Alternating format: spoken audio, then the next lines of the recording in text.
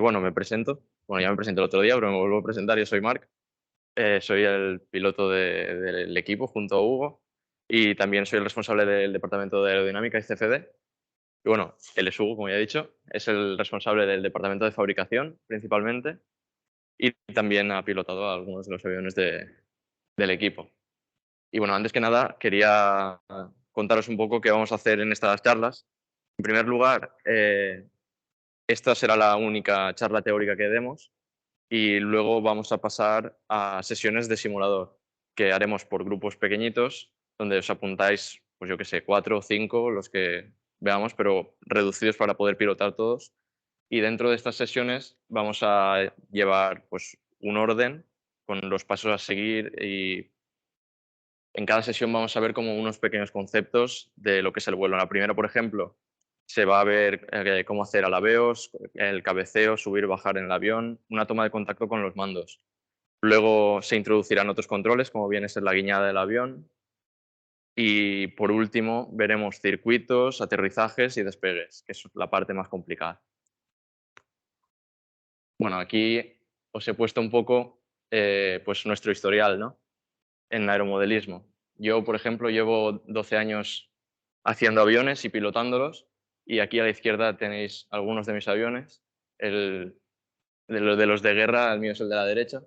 Es un Messerschmitt Bf-109, no sé si lo conocéis, de la Segunda Guerra Mundial. Y a la derecha tenéis un avión acrobático, que es un Edge 540, ambos con motores a gasolina. Y a la derecha del todo tenéis los aviones de Hugo. Yo llevo un poco menos de tiempo.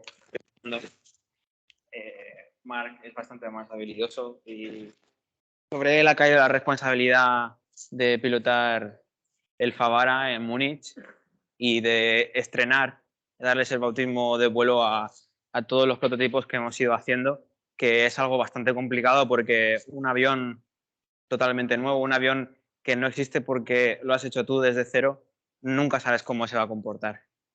Yo llevo 6 años más o menos volando.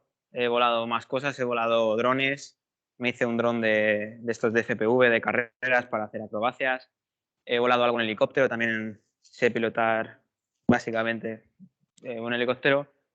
Me he hecho algún avión de cartón pluma, una cosa muy parecida a este de aquí, en tamaño y en método de construcción. También en facilidad de vuelo porque son aviones muy ligeros. Y, y bueno, también tengo bastante más horas de simulador que de vuelo real, porque realmente solo he tenido ese Corsair, que además ahora lo tenéis en el taller. Pero también ayudaré a Marc con la experiencia que tengo, con los conocimientos que he ido adquiriendo sobre el pilotaje. Y pues junto con él estaremos en el taller seguramente durante varios días con vosotros por parejas o grupos de 3 o 4 para que practiquéis y para que veáis cada una de las partes de lo que hace falta para pilotar un avión.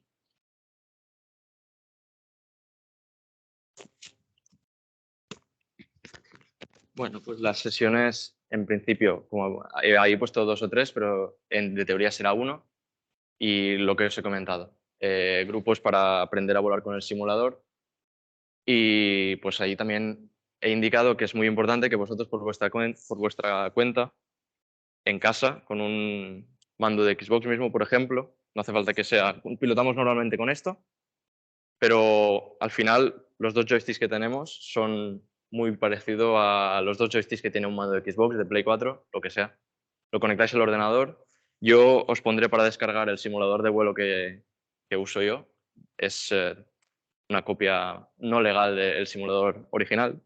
Os la dejaré en un link en algún sitio y vosotros os lo podéis descargar y conectáis el mando, os lo configuráis y podéis volar todo lo que queráis. Muy importante, cuantas más horas tengáis, mejor vais a pilotar, eso no cabe duda. Y luego, para tratar de cuadrar las horas que hagamos nosotros las sesiones con los grupos, pues tanto Hugo como yo tenemos el miércoles, casi todos los miércoles libres, y luego otros días que se pueden concretar, pues preferiblemente por la tarde. Pasa, Hugo, por favor. Y bueno, esto es lo que ya os he contado un poco, si quieres pasa y vamos con detalle en lo que se va a ver en cada una de las sesiones. En la primera, ¿qué se va a ver? Pues coger por primera vez el mando, aprender qué hace cada joystick, qué hace cada botón y rodar el avión por la pista, por el suelo, sin despegar ni nada, a baja velocidad. Y luego, en vuelo, ¿cómo vamos a hacer los vuelos para que yo no le deje el mando a un chico que no sabe nada y no lo reviente contra el suelo en la primera que lo pille? Pues las emisoras llevan un cable aquí detrás con el que se puede conectar dos emisoras y yo tengo la posibilidad de con un botón pasarle el control al alumno que tenga enchufado.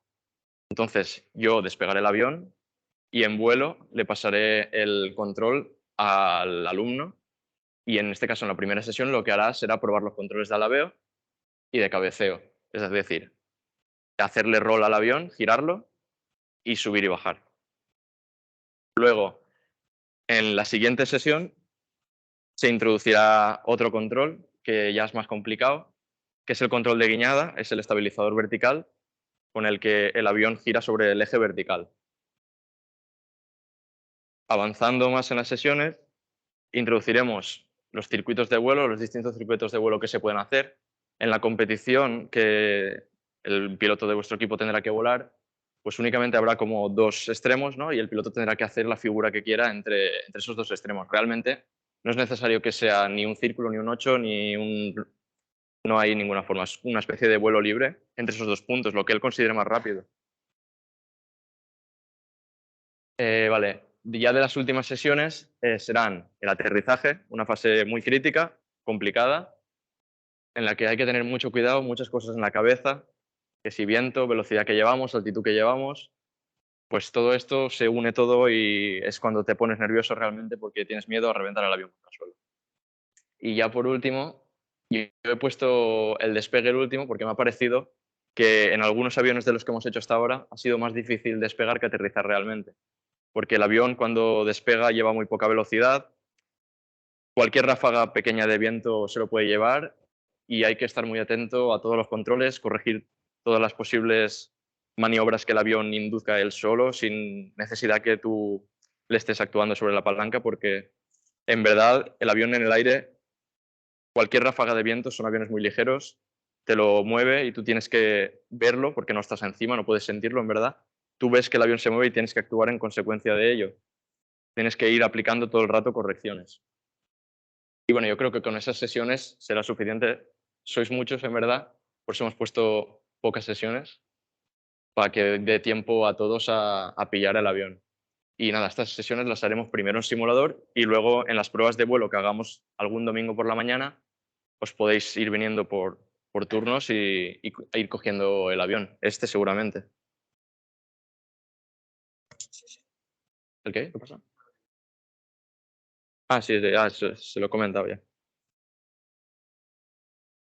Vale, pues estos serían los dos aviones de entrenamiento que hemos preparado. A la derecha tenéis este mismo avión, que es un avión entrenador, se llama. Es muy simple de volar, tiene un ala alta, tiene diedro, es muy estable y tiene potencia de sobra para que no, el avión pueda despegar con facilidad, hacer maniobras con facilidad y no estés el piloto sufriendo todo el rato. Luego, a la izquierda de la foto es un modelo que hizo Hugo para uno de sus trabajos de clase y lo hemos habilitado para poder pilotarlo también, igual que este. Es un avión bastante más agresivo, es un avión acrobático, con un perfil simétrico. El ala es ala media y bueno, tiene mucho más mando. Los alerones, los timones se deflectan mucho más. Y es un avión pues que si el piloto que está probando con este ya esto le sabe a poco y quiere como avanzar más, pues está disponible ese para profundizar con otras maniobras. Y ahora ya sí, continúas tú, ¿no? Sí, vale. Vale, pues primero que ya empezamos con la teoría. Primero que nada, conocer los ejes que tiene nuestro avión, que son tres, como cualquier sólido 3D. Primero que nada, el eje longitudinal, que sería el que nos permite alabear. Deflectando los alerones, rotamos sobre este eje. Luego, el eje transversal, que es el eje de cabeceo. El control lo tenemos en el timón de profundidad o estabilizador horizontal. Y ya por último, en el eje vertical, donde tenemos el control de la guiñada con el estabilizador vertical o timón de dirección.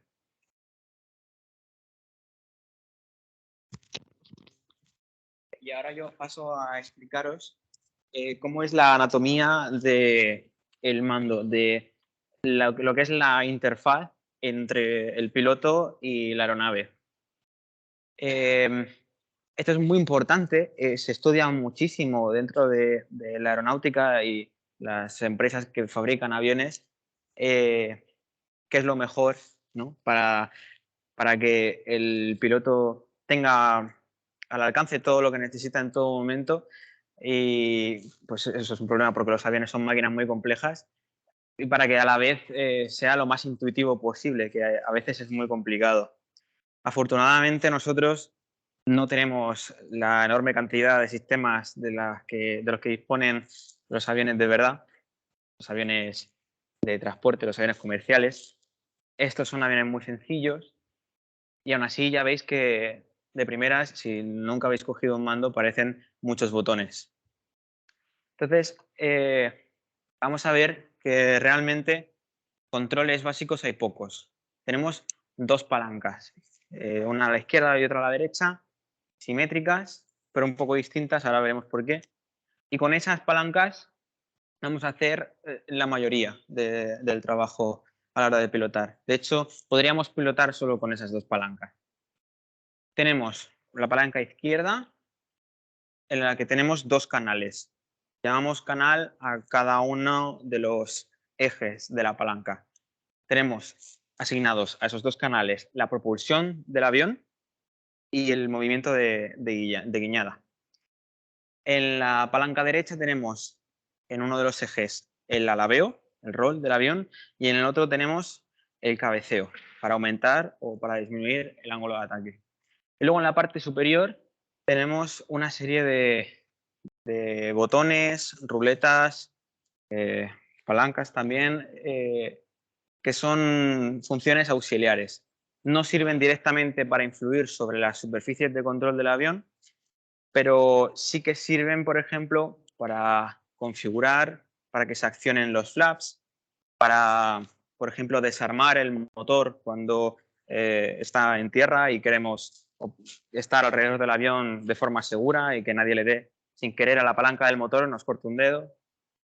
Sirve también para trimar el avión, por ejemplo, sirve también para poner a disposición del piloto varios modos de vuelo, ¿vale? En función de lo rápido o en función de lo amplios que sean los movimientos de la superficie de control, el avión va a tener un comportamiento u otro. Si un alerón se deflecta muchísimo, el avión va a ser agresivo. Si se deflecta muy poquito, va a ser más fácil, va a ser más manejable y puedes pilotarlo con más tranquilidad. A veces eso es algo útil y que se configura en estas palancas de aquí para que con simplemente accionar un botón cambie el comportamiento del avión, cambie la maniobrabilidad durante el vuelo. Entonces, metiéndonos más en detalle, hemos dicho, tenemos dos palancas que corresponden con 4 ejes. Entonces vamos a ver que esto es un estándar para prácticamente todas las emisoras. Esta emisora es de las más sencillas, de las más baratas, os vais a poder encontrar. Nosotros cuando fuimos a Múnich a competir éramos los únicos que la llevaban, todos tenían una emisora así pues con pantalla, de HD, con telemetría, con altavoces, te iban diciéndole al piloto la velocidad, la altura del avión, muchísimos más botones, muchas funciones auxiliares. Nosotros no hemos tenido el presupuesto nunca para permitirnos una de esas, pero estas la verdad es que son bastante apañadas y sirven de sobra para lo que os vamos a enseñar. Entonces, a pesar de que existan emisoras muy complejas, todas tienen las dos palancas.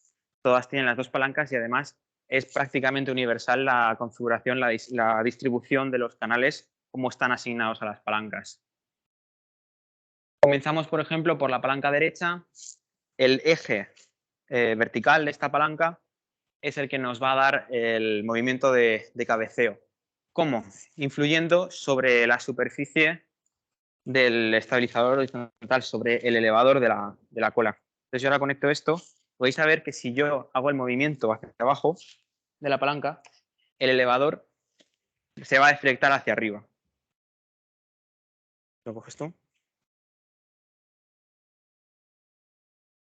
¿Vale?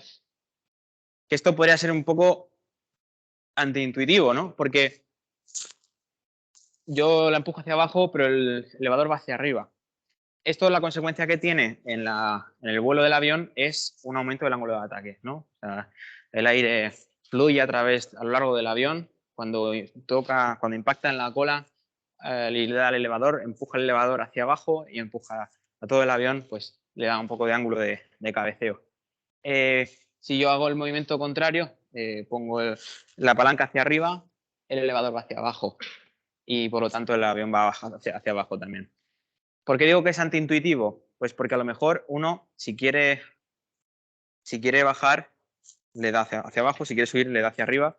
Pero esto es así por una cuestión de analogía con cómo ha sido tradicionalmente la cabina de un avión desde siempre, que es, pues en los casos de los aviones con stick, el piloto siempre tira hacia sí para ir hacia arriba y siempre empuja el stick hacia la dirección contraria si quiere ir hacia abajo, ¿no? Pues aquí se mantiene esa filosofía. En la misma palanca, y si utilizamos el otro canal que está asignado, que es el del eje horizontal de la palanca, tenemos asignado el movimiento de alabeo. El movimiento de alabeo en el que intervienen dos superficies, el alerón de la semi a la derecha y el alerón de la semi a la izquierda. Operan, se deflectan en direcciones contrarias.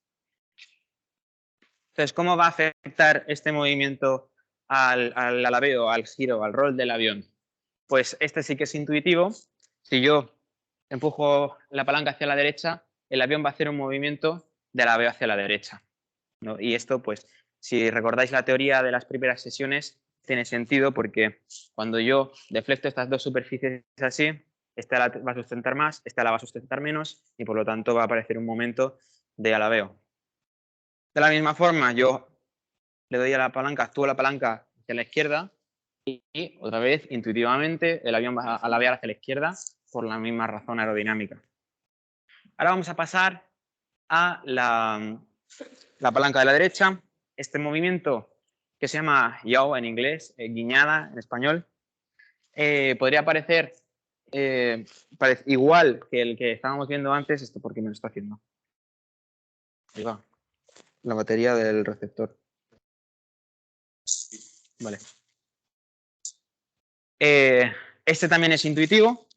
Si yo lo acciono hacia la izquierda, el rudder, el timón de dirección, va a actuar para que el avión gire hacia la izquierda. Si yo lo activo hacia la derecha, pues igual, ¿vale? De nuevo, intuitivo. En este caso,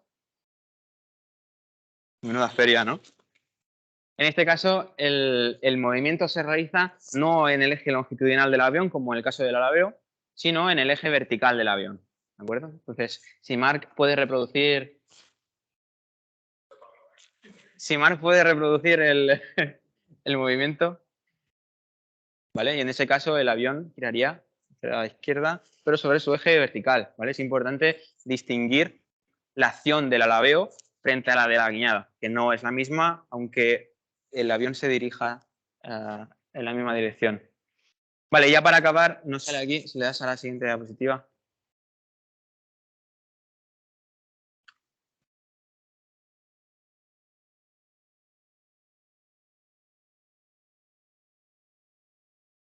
Sí, sí. Ya para acabar, la palanca de la izquierda es un poco peculiar, lo decía antes, por un motivo, porque todas las dos palancas tienen unos muelles en su mecanismo para que vuelvan al centro, ¿no? Entonces, cuando tú haces un movimiento, te estás oponiendo a la fuerza del muelle y al final eso para lo que te sirve es para tener una referencia realmente de qué input le estás dando, ¿vale? De esta forma, tú no tienes que ser consciente de todo lo que le está pasando al avión y de todo lo que estás haciendo con los dedos a la vez. De una forma mucho más natural, tú sientes si el control está en el centro, si está en el punto neutral y por lo tanto no estás actuando sobre el avión o si estás dándole un input y cómo de grande es ese input. Sin embargo, aquí en esta palanca de la izquierda tenemos un canal, porque el otro canal sí que tiene el muelle, tenemos un canal que no tiene el muelle, que donde dejes la palanca se va a quedar. Este canal es el que está asociado al motor, al throttle, la palanca de gases. Entonces, tenemos que la palanca totalmente hacia abajo es un motor que no está girando y la palanca totalmente hacia arriba es un motor que funciona a plena potencia. Y por en medio, pues, los niveles de empuje que el piloto requiera en cada momento del vuelo. Vale, vamos a ver una serie de fenómenos que suceden durante el vuelo, que pueden suceder durante el vuelo y que pueden ser perjudiciales o que pueden suponer un reto a la hora de mantener el avión estable y controlar el vuelo, de decidir dónde va el avión y no que el avión te lleve a ti un poco. Entonces, para empezar, la pérdida, un concepto que también se ha explicado en las primeras sesiones y que consiste en la pérdida de sustentación del ala del avión y el consecuente descenso del aparato. Puede deberse a varios motivos. Normalmente es una combinación de muy baja velocidad del avión y un ángulo de ataque muy elevado. Entonces, bueno, también puede influir, claro, al final, si la sustentación que genera el avión no es suficiente, también puede ser porque el avión pese mucho y la sustentación que necesita para compensar todo ese peso es demasiada.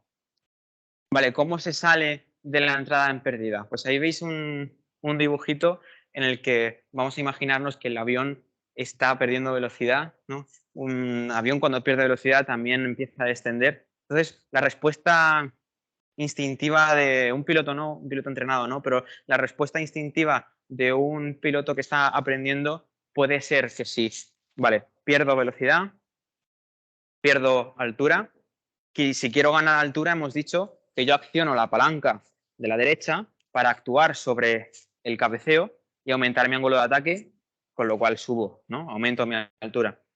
Pues esto no sirve porque si decrece la velocidad y además aumenta el ángulo de ataque, lo que se hace es inducir la entrada en pérdida. ¿Vale? ¿Cómo salgo de la entrada en pérdida? Una vez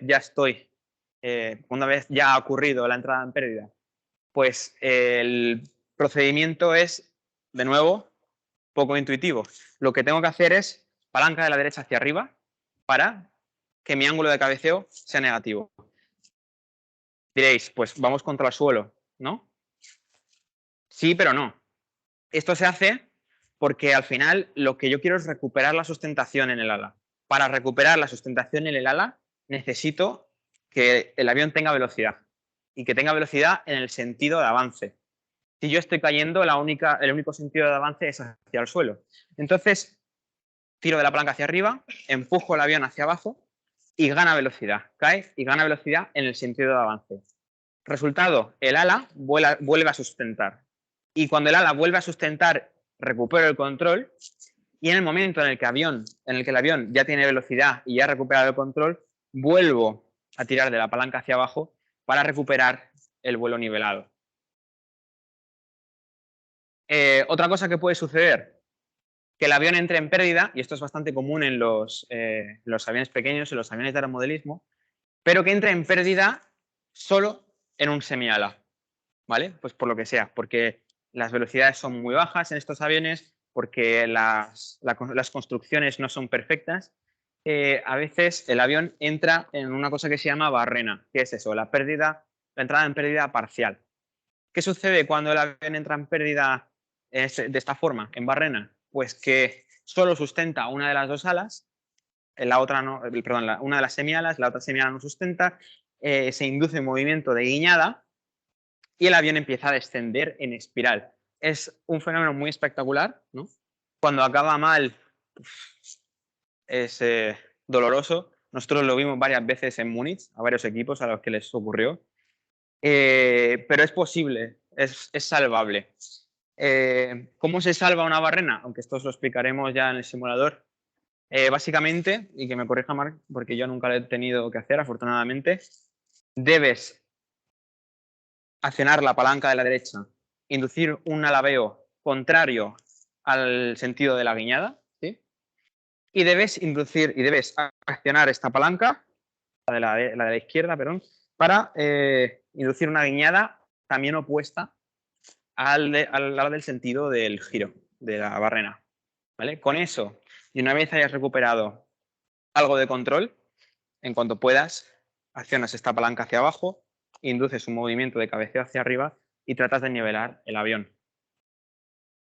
Un apunte importante en estos aviones, en los aviones de verdad, pues por desgracia no se puede hacer, pero por suerte los aviones pequeños, los aeromodelos, muchas veces tienen un motor que es un motor sobredimensionado. Tienen en ocasiones un sistema propulsivo que es muy, muy superior al que realmente el avión necesita para volar. ¿Esto qué significa? Pues, por ejemplo, esta aeronave, esta avionetilla, tiene una relación empuje-peso, esto es decir, la relación entre la fuerza que hace la hélice para arrastrar a la aeronave y el propio peso de la aeronave, muy cercana al 1:1. Es decir, la hélice hace la misma fuerza que peso tiene el avión. Esto se traduce en que si yo pongo el avión en vertical y le doy al motor a tope, el avión se va a quedar así colgado. Esto no siempre es así, no siempre es una relación de 1:1, pero muchas veces sí que es pues, de 8:1, de 0,8:1, de 0,7:1, y sigue siendo muy elevada. En aviones comerciales es bastante más reducida. ¿Qué significa? Pues que, aunque os he explicado que el procedimiento estándar para salir de la entrada en pérdida es cicar el avión, de crecer su ángulo de cabeceo para ganar velocidad y conseguir controlarlo, en aeromodelismo pues puedes intentar salir del paso solo accionando la palanca de gases, poniéndola a la máxima potencia, y es posible que solo con eso el avión ya gane la suficiente velocidad, aunque siga teniendo alto ángulo de ataque, como para recuperar el control. Lo mismo con la barrena, ¿vale? Entonces, esto ya lo experimentaréis, lo sentiréis en el simulador y lo comprenderéis de una forma mucho más natural. Al final, todo esto que os estamos contando es simplemente para que os familiaricéis, para que sepáis qué hace cada control, qué sentido físico tiene en el avión, lo que ocurre. Pero lo cierto es que hasta que no lo probéis y hasta que no tengáis el mando en las manos, no vais a saber del todo, no vais a comprender qué supone hacer un input y que el avión responda, sobre todo a la hora de combinar varios a la vez. Sí.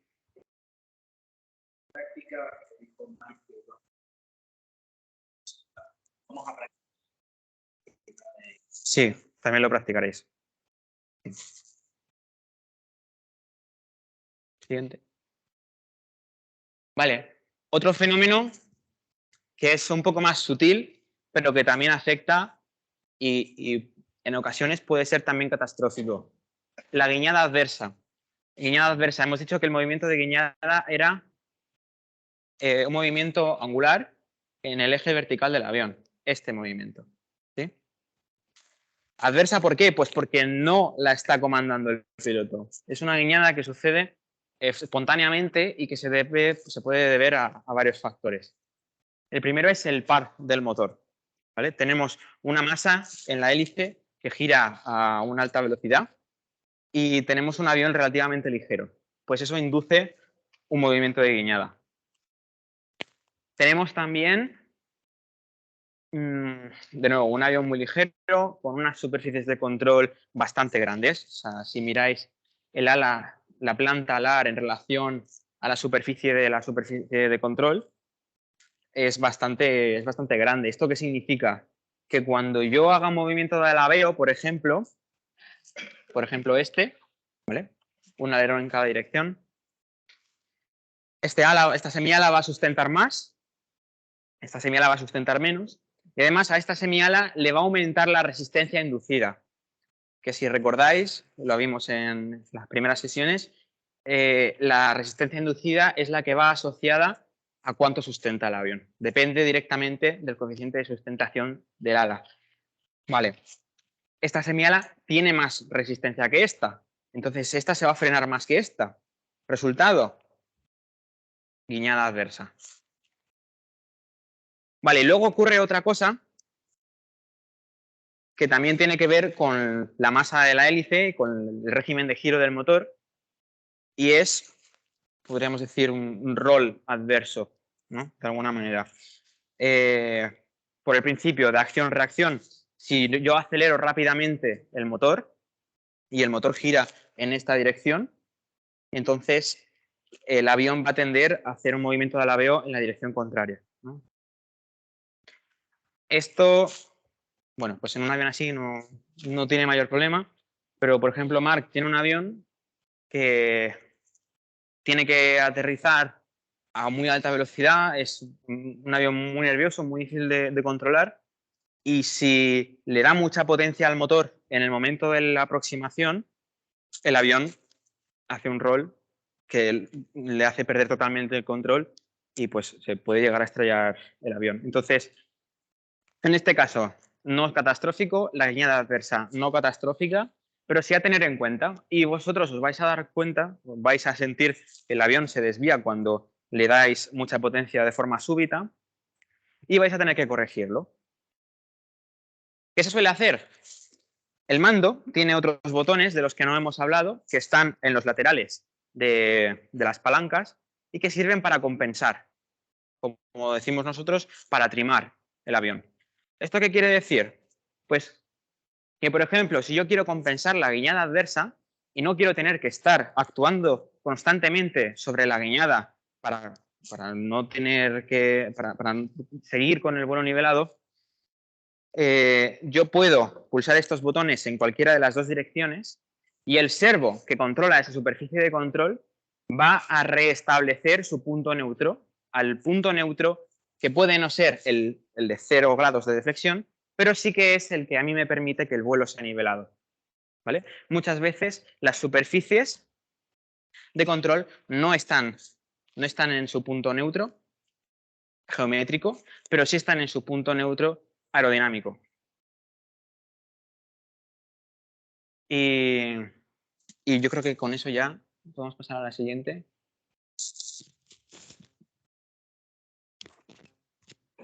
Vale, pues en este apartado yo, bueno, he puesto ahí centro de gravedad, pero en verdad quería comentaros todos los puntos que se tienen que chequear antes de que un avión despegue, un avión de estos. Y uno de los más importantes, en este caso, sería el centro de gravedad. Se chequean principalmente en dos ejes el centro de gravedad, en el eje transversal y en el eje longitudinal. El más importante, el que tenéis a la derecha, chequear el centro de gravedad en el eje longitudinal, ¿vale? En el eje transversal es importante, sí, porque nosotros, si tenemos un imaginario que cruza el ala y situamos el centro de gravedad desplazado respecto al centro del avión, imaginaos que está aquí, en el momento que esto se ponga en el aire va a tender a caer para este lado. Entonces, es recomendable que siempre caiga dentro de lo que es el fuselaje del avión, pero no es algo realmente crítico, puesto que lo podemos corregir fácilmente con los alerones y si hubiera cualquier problema se vuelve a pista bastante rápido con menos dificultad. El que sí que es muy importante en el eje longitudinal, nosotros tenemos una fuerza de sustentación en el ala que se encuentra en el centro aerodinámico, imagino que eso José lo habrá explicado, y que más o menos pues, se mantiene en esta zona, ¿no? Pues nosotros deberemos de situar el centro de gravedad en el eje longitudinal del avión, de manera que la fuerza esta de sustentación esté siempre situada en el centro de gravedad esté situado en donde se aplica la sustentación, ¿no? Para que el avión vuele totalmente equilibrado. Pero ¿qué pasa? Que esto no es así, la sustentación durante el vuelo puede ir cambiando, el peso también se puede distribuir de otra manera y se puede quedar de manera que el centro de gravedad quede adelantado, por tanto se induciría un momento de cabeceo hacia abajo, el morro se baja, o si se queda retrasado, el morro sube. ¿Qué configuración es preferible para un avión para entrenar o un avión como lo que vais a hacer para la competición? Es preferible que el centro de gravedad quede siempre adelantado, es decir, que el morro tienda a caer, no de forma exagerada, pero sí un poco, porque esto hará que el avión sea mucho más estable, que la controlabilidad del avión sea mucho más fácil, que responda bien a nuestros movimientos y por lo que hemos comentado antes, el ángulo de ataque de lo que es el avión siempre... Buenas. Ok. Enchufa las luces si quieres. Que va, tranquilo.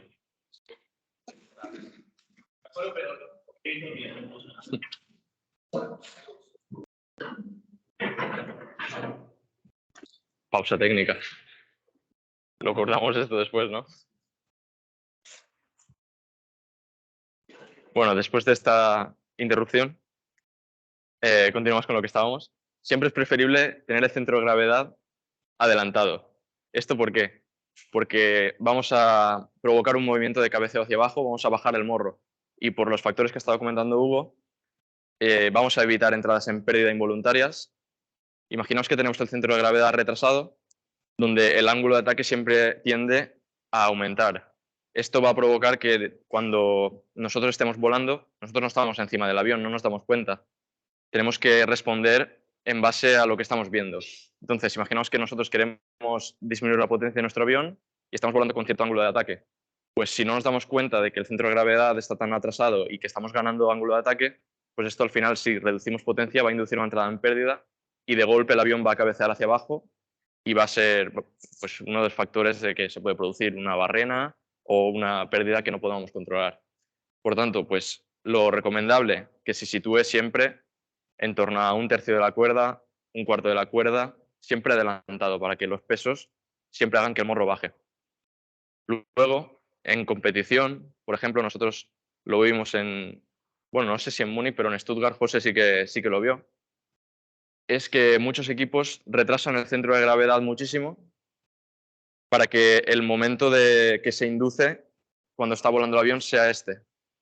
Entonces, luego, aerodinámicamente, con las superficies de la cola, lo que hacen es levantar contrarrestar este peso. Entonces, lo que pasa aquí es que estás sustentando a la vez con el ala y con la cola. Y esto puede dar pues, ciertas ventajas a la hora de levantar más peso. Por ejemplo, si tú tienes el centro de gravedad adelantado, lo que pasa es que el avión va a inducir un movimiento de cabeceo hacia abajo, va a bajar el morro, pero luego con la cola tú tienes que compensar este momento, por decirlo de alguna manera, quitándole esa sustentación y estás pues restando. Puedes levantar menos peso.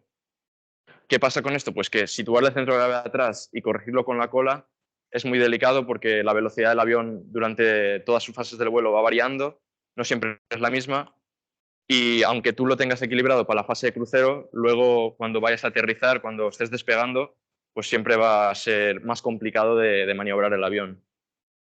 Cuando tienes el centro de gravedad situado tan atrás, el avión es menos estable, es más maniobrable debido a esa inestabilidad, es decir, nosotros actuando rápidamente sobre las superficies podemos salir más fácilmente de esa posición de equilibrio que tiene el avión, más fácilmente que si tenemos el centro de gravedad adelantado.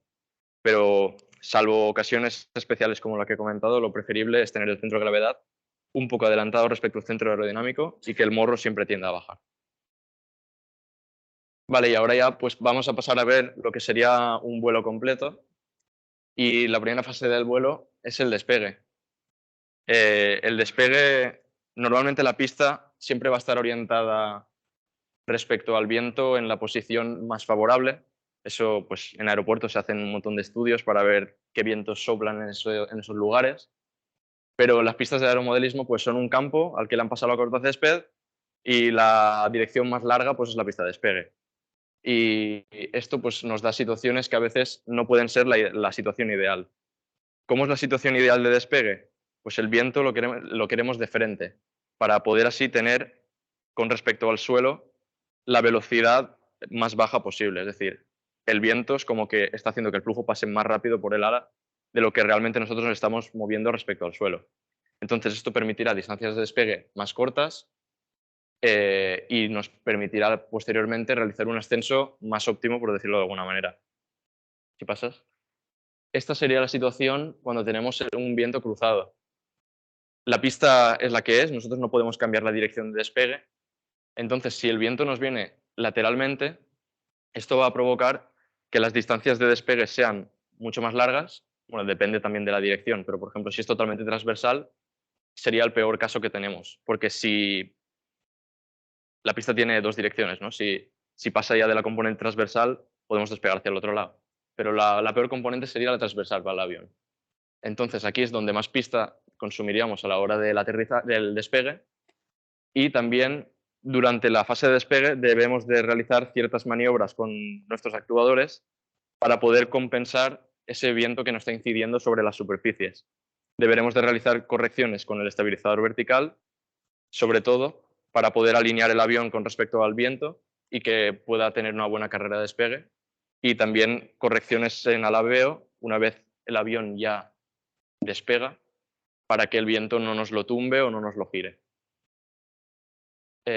Bueno, antes de los virajes quería mencionar también la fase de ascenso. La fase de ascenso, nosotros no estamos subidos al avión, por lo que no podemos controlar realmente a qué ángulo de ataque vamos a subir. Esto que puede provocar pues entradas en pérdida, como se ha mencionado, y que el ascenso no sea óptimo. Nosotros únicamente vemos el avión de fuera, entonces lo que tenemos que tratar de hacer es tener una buena relación de ascenso, ángulo de ataque y velocidad, como para que podamos ganar la suficiente altitud o altura en el tiempo que nosotros queramos. Lo recomendable, realizar siempre la fase de ascenso con el viento incidiendo de frente, por las mismas razones que he comentado para el despegue. Tendremos una velocidad más baja respecto al suelo y además ese viento pues, nos ayuda a ganar altitud incidiendo sobre el propio ala. Y ahora, pues pasando a los virajes, el viraje es seguramente para todos, una de las maniobras más complicadas que se pueden hacer en el avión. No porque realmente sea algo inentendible, sino porque se debe de actuar prácticamente sobre todas las superficies de control que tiene el avión a la vez. Es decir, para realizar un viraje, lo primero que vamos a hacer es inducir un alabeo con el roll. Con el stick derecho, por ejemplo, a izquierdas, inducimos un alabeo. En este momento nosotros la normal al ala, que será la fuerza resultante de sustentación, se aplica ya en una dirección que está tumbada respecto a la vertical, entonces nuestro avión empezará a virar en este sentido, simplemente porque la sustentación se hace en esta dirección. Pero ¿qué pasa? Que nosotros no queremos virar igual tan lento como este propio viraje está indicando. Entonces lo que hacemos es deflectar cuando estamos en esta posición un poco el estabilizador horizontal para inducir un cabeceo, y esto ayuda a cerrar el giro. Si giramos así, lo que puede pasar es que el avión, en vez de girar, como os acabo de enseñar, así, lo que hace es que la cola, en el momento que estás así, se cae de esta manera. Y entonces el avión empieza como a resbalar. Lo que debemos hacer en este momento para contrarrestar ese resbale es aplicar un poco de guiñada, y la guiñada lo que hará será volver a levantar esa cola y permitir hacer un viraje en condiciones óptimas. Esto es lo que se llama un viraje coordinado. Si el viraje no se realiza así, no pasa nada. Es difícil realizarlo así y más realizarlo bien. Es preferible la ocasión en la que nos cae la cola un poco, no pasa nada, y se gira con el estabilizador horizontal. Es lo que hacen todos los pilotos cuando están aprendiendo, en verdad, porque no tienen aún un control bastante grande sobre el estabilizador vertical. Es más complicado y únicamente se usa al principio para aterrizar y cosas así, pero luego, conforme vas avanzando, pues sí que te das cuenta de que te permite un juego adicional utilizar el estabilizador vertical. También se puede dar, porque en verdad es un poco contradictorio que no giremos con el estabilizador vertical, que estamos volando nivelado y queremos girar, y en lugar de hacer un roll y luego meter el estabilizador horizontal, intentemos girar directamente de la guiñada. En este caso, el avión se va a girar de esta manera, induciendo un derrape, y en este momento el viento está incidiendo mucho más sobre este ala que sobre esta, y se va a empezar a levantar este ala también. Esta situación es la que se intenta evitar porque es más complicada y porque es más difícil de maniobrar de esta manera. Es por ello que lo normal es virar con alerones y luego con el estabilizador horizontal y con un poco de ayuda de la guiñada. Y es por eso que es uno de los movimientos más complejos que puede tener el avión, el viraje, pero claro, totalmente necesario. Aquí os he explicado un poco en qué consiste tanto el resbale como el derrape. Y bueno, yo creo que puedes pasar al siguiente. El circuito de vuelo que vamos a conseguir, pues se intentará en las sesiones de simulador y vuelo real que el circuito de vuelo se intenten hacer ceros, virando tanto a derechas como a izquierdas, y luego combinarlo con un 8 y intentar cruzar siempre el vértice pues, que sea delante nuestra. Y así tenemos un viraje primero a derechas y a izquierdas, o al revés. Y ya por ir terminando, nos queda la fase de aterrizaje, una fase muy crítica en la que debemos de tratar de dejar el avión en el suelo con la mínima velocidad vertical, es decir, para que no dé un golpe y se estrelle contra el suelo. Que baje poco a poco, rodando, hasta que toque la superficie y entonces ya podemos descansar, estamos tranquilos, el avión ha vuelto a casa. Esta fase, pues, depende mucho del viento que tengamos en la pista ese día. Dependiendo del viento que se tenga, la aproximación deberá ser desde más lejos o desde más cerca. Si se hace desde el mismo punto, pues se deberá de bajar con más inclinación o con menos. ¿Y qué problema tiene si siempre empezamos nuestra aproximación desde el mismo punto? Pues que si esa bajada nosotros la hacemos con mucha pendiente, el avión va a ganar muchísima velocidad y cuando lleguemos a pista realmente vamos a ver que no tenemos suficiente pista como para parar el avión. No tenemos frenos ni tenemos nada, únicamente es el avión en contacto con el suelo y potencia cero y hasta que frene. No tenemos ningún control sobre los frenos porque no tenemos frenos. Entonces, lo que se busca es un balance entre una pendiente de descenso adecuada, el viento que esté haciendo ese día en la pista, para poder dejar el avión más o menos en un buen punto de la pista que nos dé tiempo a frenar antes de que golpee el final de la pista. Y si pasas. Aquí tenemos el aterrizaje con los flaps también. Aterrizar con los flaps puede ser muy beneficioso porque nos ayuda a volar con una velocidad bastante más baja, pero hay que tener en cuenta distintos aspectos. Por ejemplo, si empezamos otra vez la aproximación desde el mismo punto, en todos los casos, si esta vez tenemos los flaps puestos, el avión va a flotar mucho más y vamos a desaprovechar muchos metros de pista con los que realmente ya podríamos estar en el suelo en una aproximación normal. Y aterrizaremos pues pasado a lo mejor mitad de pista y tenemos mucho menos espacio para frenar. ¿Qué se tiene que hacer? Pues como el avión va a tener mucha menos velocidad y va a flotar mucho más, por así decirlo, tenemos que o empezar nuestra aproximación mucho más lejos o desde una altura mucho menor. Y seguramente nos dé tiempo a entrar en un punto óptimo a la pista. Con los flaps también hay que tener mucho cuidado porque si queremos hacer una frustrada, es decir, no vemos que sea una buena ocasión de aterrizaje y vemos que el avión se va a pasar de pista o vemos que no hace mucho viento, una ráfaga nos lo ha tumbado o lo que sea, si nosotros aplicamos repentinamente potencia y están los flaps bajados, el avión va a tener un movimiento de cabeceo de subir morro muy exagerado. Es decir, si yo tengo los flaps puestos y le doy potencia a tope, el avión me va a hacer esto de una manera muy exagerada. Esto pues provoca entradas en pérdida fundamentalmente, a muy baja altitud, muy cerca de la pista, por lo que es golpe seguro. ¿Qué tendríamos que hacer si queremos hacer una frustrada? Primero, quitar los flaps y luego aplicar la potencia, porque si no, pues puede ocurrir lo que os acabo de comentar.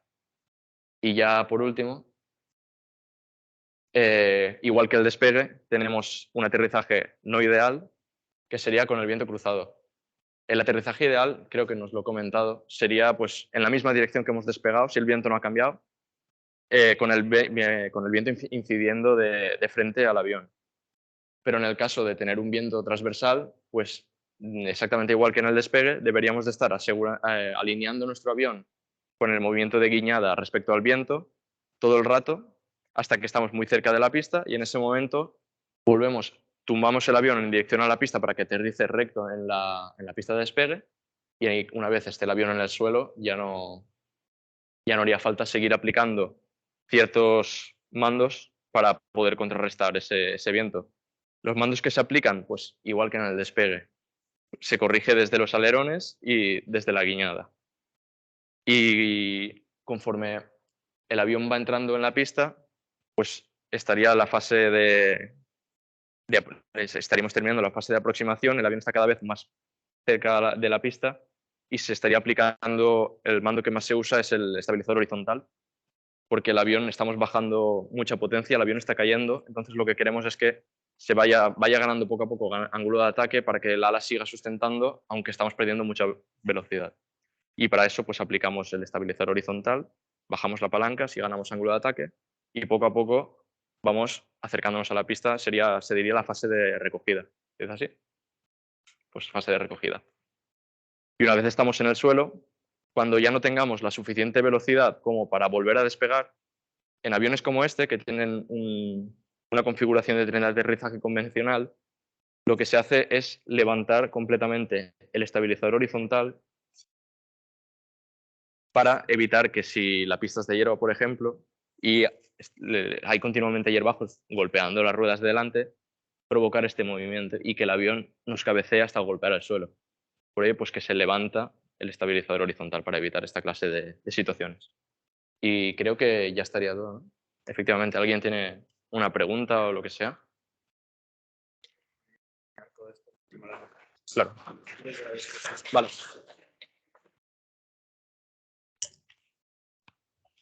Ahora vamos a ver una demostración paso a paso de las fases del vuelo y además vais a visualizar también en el proyector cómo los mandos, cómo los distintos inputs afectan al vuelo.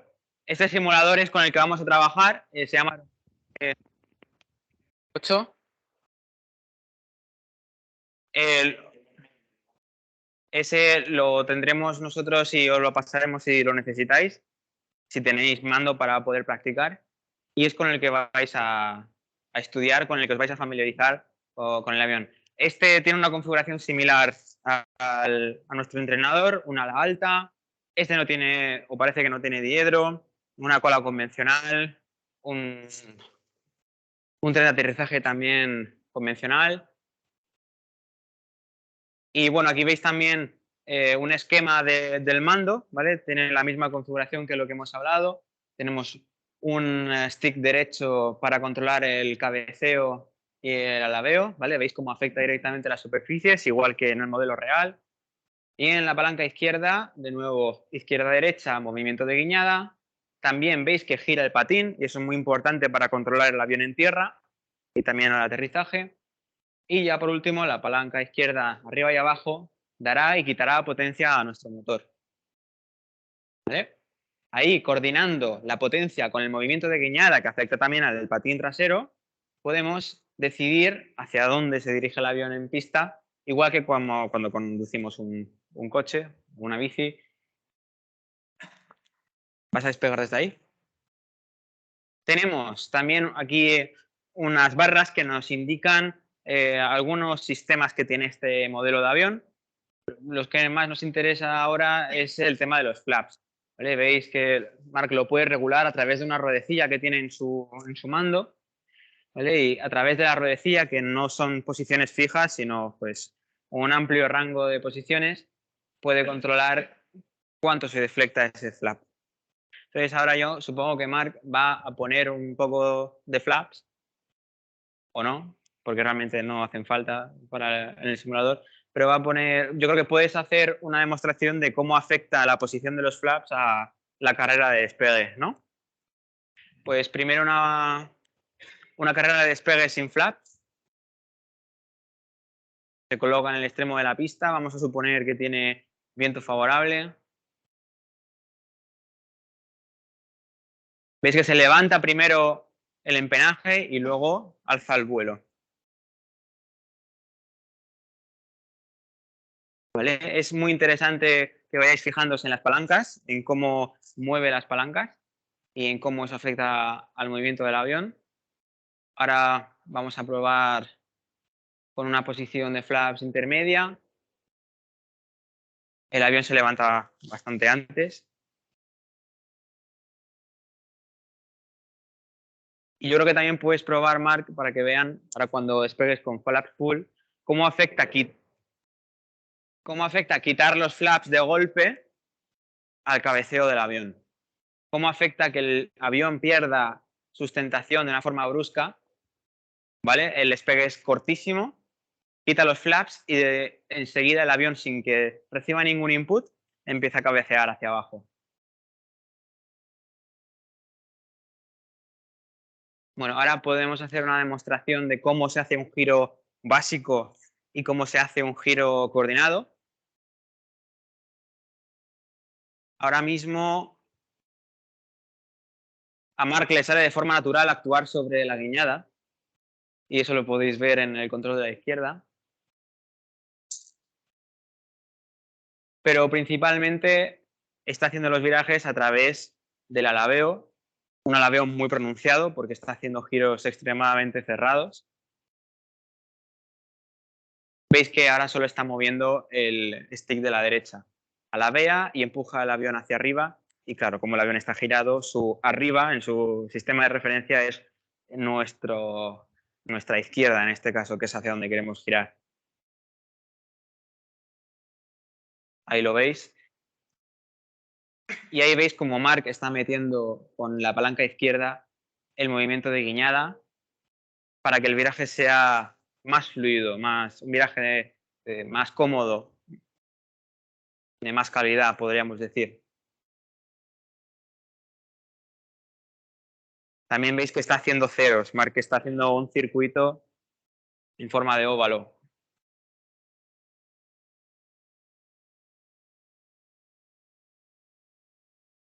Ahora podemos hacer una aproximación.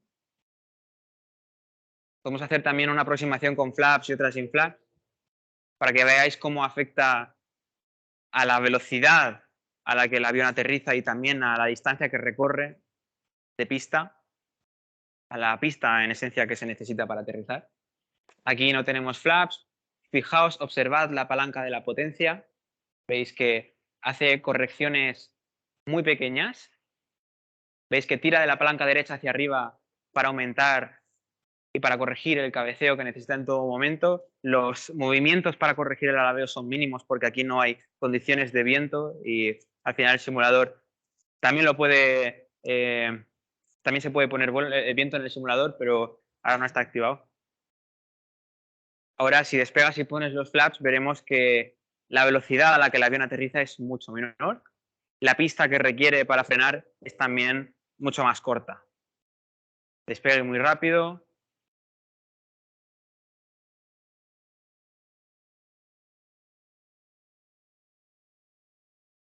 Este sería el giro base. No sería el giro base porque sigue con la aproximación.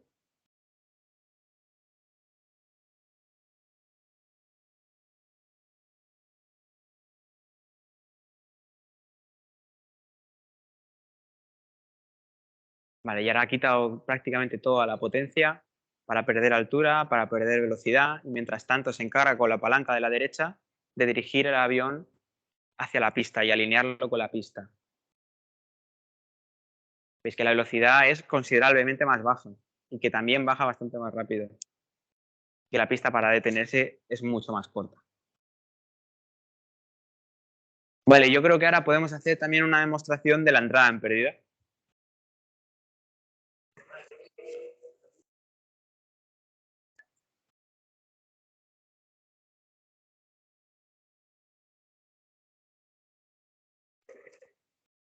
Ahora lo diré.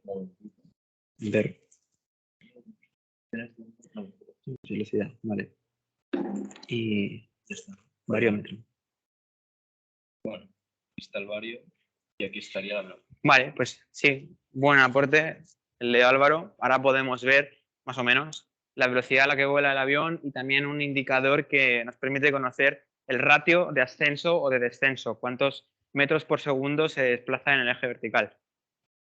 Les vamos a hacer la demostración de la entrada en pérdida. Hemos comentado que la entrada en pérdida sucede cuando la velocidad es muy baja y cuando el ángulo de ataque es demasiado elevado. ¿Vale? El avión vuela nivelado a unos 80, está en kilómetros por hora. Y ahora imagino que en cuanto se alinee con la pista, para que lo veamos bien, veréis que corta la potencia e inclina la palanca de la derecha hacia arriba. El avión pierde mucha velocidad y veis que de forma natural pierde altura. Y como está bien equilibrado, su tendencia es a cabecear hacia abajo.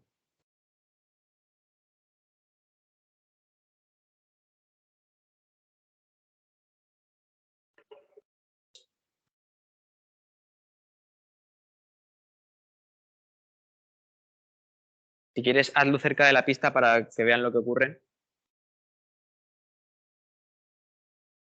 El avión no tiene potencia ahora mismo, aumenta mucho su ángulo de ataque y fijaos cómo cae la velocidad extremadamente rápido.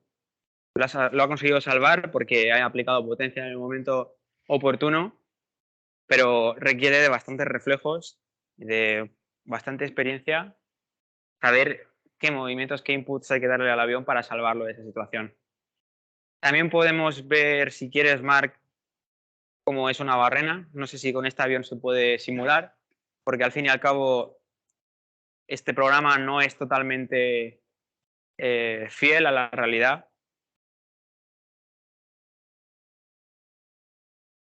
Marc está ganando mucha altura para que veáis bien cómo es esta espiral que hace el avión. De ahí lo veis, una barrena de manual.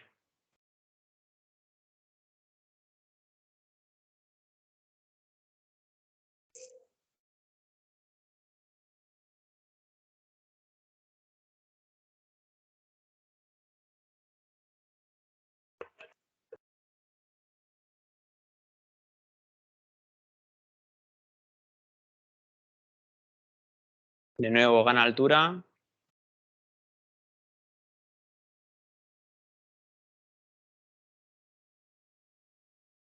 Quita toda la potencia e induce esa barrena de forma voluntaria.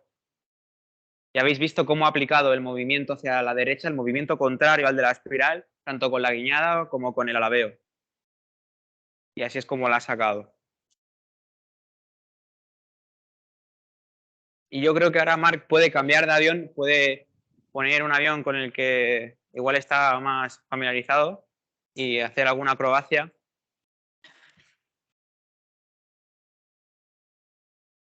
Sí.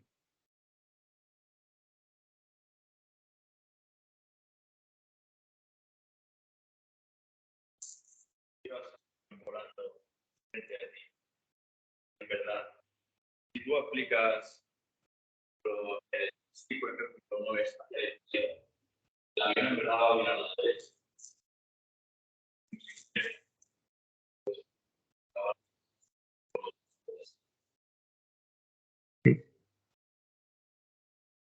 Vale, yo creo que es interesante que pilotes ahora un avión así más complicado para que veáis que para pilotar bien hay que hacer una cantidad inmensa de ajustes en todo momento.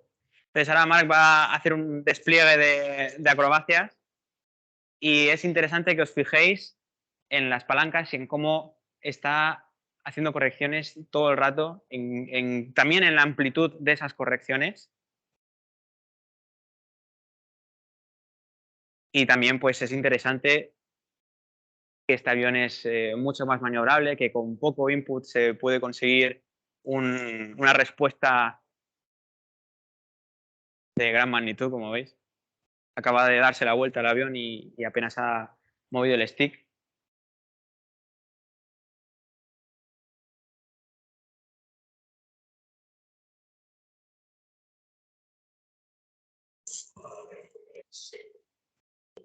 Vamos a ver otra demostración de barrena.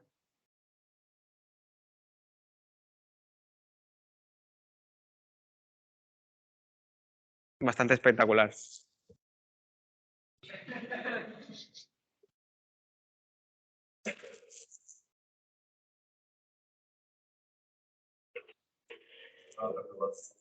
Vale.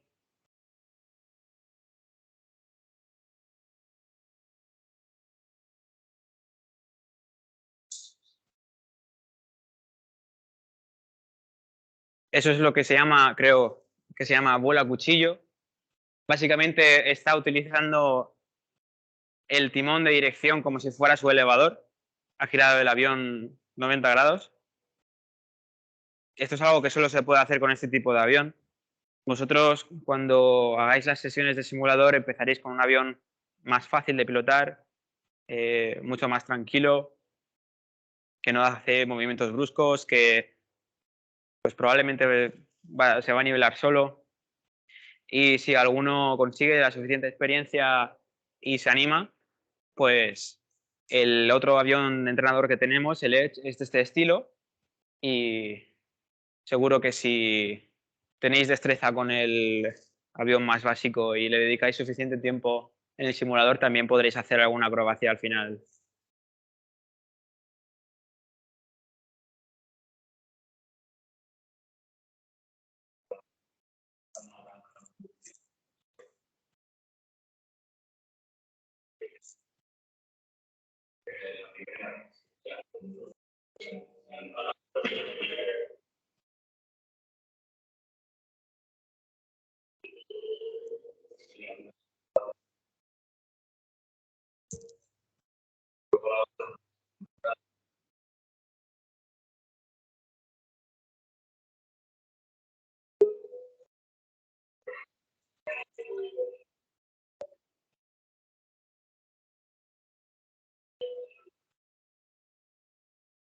Eso es un 8 cubano, ¿no?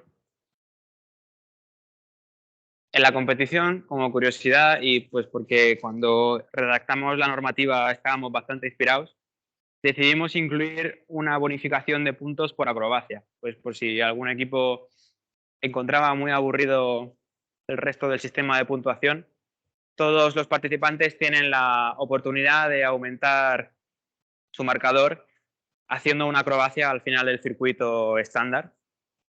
Y como os ha dicho Marc, existe la posibilidad de hacer un rizo que te bonifica con unos puntos y también pues, puedes elegir hacer un 8 cubano, que es la última acrobacia que ha hecho Marc, que te da 8 puntos, 6 puntos.